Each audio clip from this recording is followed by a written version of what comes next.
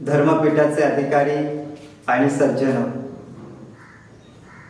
आज मी इथे बोलणार आहे, परंतु माझे उद्गार माझी शिक्षा कमी करण्याचा यत्न आहे असे कृपा करून समजू नये. मुळात माझ्यावर झालेला आरोप हा गुन्हा आहे का, मला हेच समजत नाही. वेदांचा आशय मी माझ्या काव्यातून प्रकट केला हे सत्यच आहे, परंतु तसे करण्यासाठी कोणाची परवानगी घ्यावी लागते हे मला ज्ञात नव्हतं. नुकतंच जन्मलेलं मूल मातेचं स्तन्य सोपू लागतं तेव्हा त्याला तसं करण्यासाठी कुणा अंमलदाराची परवानगी घ्यावी लागत नाही.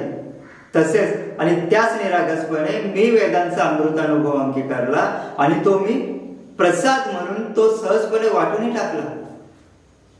यात मी काय पाप केलं अशी माझी भावनाच नाही.